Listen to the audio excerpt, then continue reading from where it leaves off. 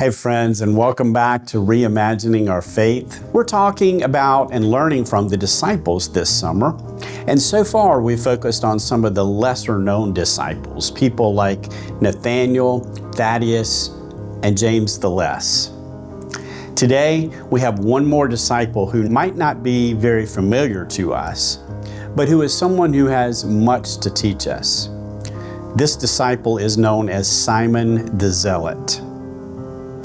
Simon the Zealot is one of the most surprising names on the list of the apostles.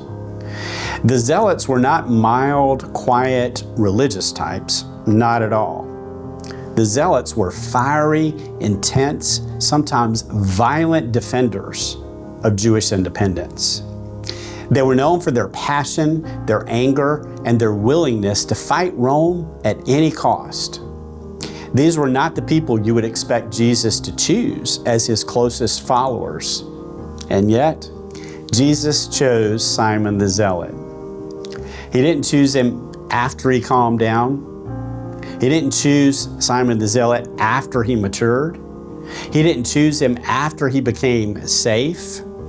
Jesus chose him as he was because Jesus already knew the potential in this man's heart and his life. Simon the Zealot being chosen by Jesus as a disciple is a powerful reminder for us. We often disqualify ourselves long before God ever would. We might think, I'm too rough around the edges, or I have too much baggage, or my personality is too extreme, or even I've made too many mistakes. But Jesus specializes in calling the unexpected. He called fishermen, a tax collector, and yes, even a zealot.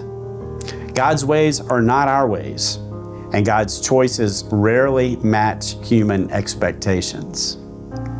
If Jesus could take a man whose entire identity was wrapped in political passion and transform him into an humble apostle who helped build the early church, then Jesus can absolutely use you too. So where have you been telling God, you can't use me because of this or because of that?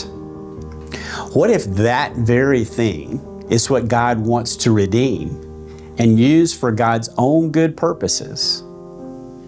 Today, offer yourself to God, your strengths, your weaknesses, your personality, your past. Let God decide how and what God can do with you. Give God a chance to use you in ways you could never possibly imagine. For if you offer yourself to God in this way, you just might be surprised with how God works within you to help you reimagine your faith.